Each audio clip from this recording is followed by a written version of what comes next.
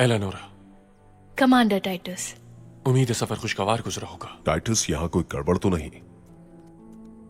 हमेशा की तरह आपकी दुआ है उस्ताद। अर्थरुल गाजी ड्रामा में टाइटस का मुकम्मल किरदार।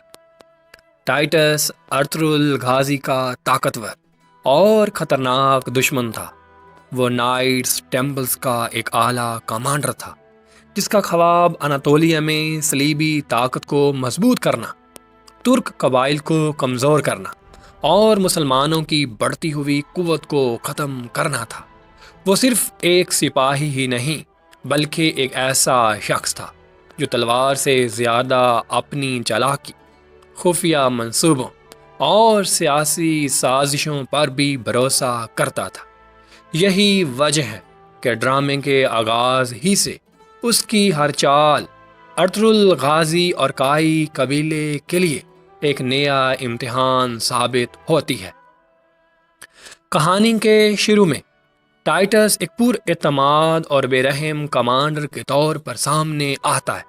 वो अपने मकसद के लिए किसी भी हद तक जाने को तैयार रहता है। वो मासूम लोगों की जान लेने से भी नहीं डरता और अपने दुश्मनों को ख़त्म करने के लिए धोखे, जासूसी और खुफिया हमलों का सहारा लेता।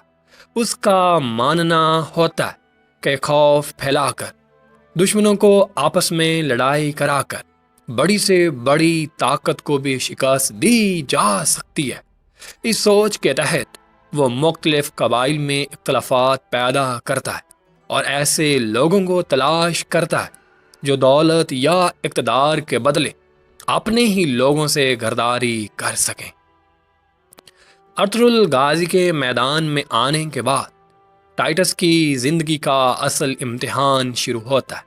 वो बार बार अर्थरुल को मामूली हरीफ समझने की गलती करता है, लेकिन हर मुकाबले में उसे एहसास होता है कि अर्थरुल सिर्फ एक बहादुर जंगजू नहीं, बल्कि गैर मामूली हिकमत अमली रखने वाला कायद भी है।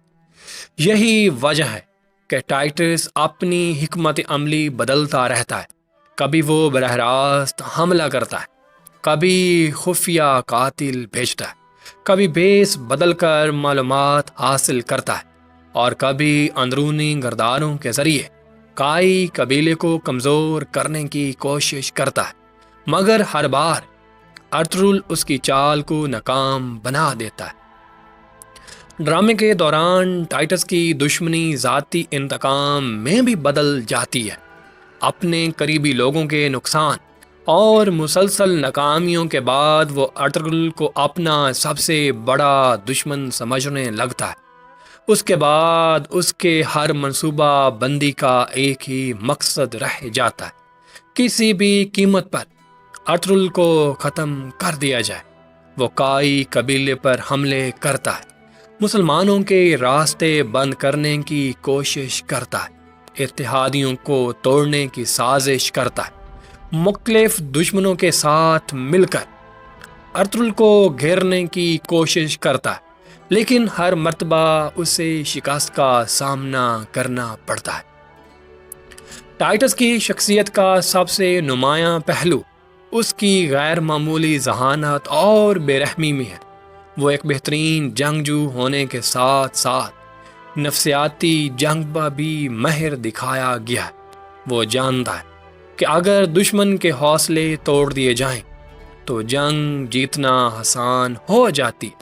इसलिए वो खौफ, अफवाहों और धोखे को भी हथियार के तौर पर इस्तेमाल करता है, लेकिन उसकी सबसे बड़ी कमज़ोरी उसका गरूर बन जाता है। वो खुद को नाकाबिले शिकस्त समझने लगता है और यही गरूर उसे बार बार गलत फैसले करने पर मजबूर करता है।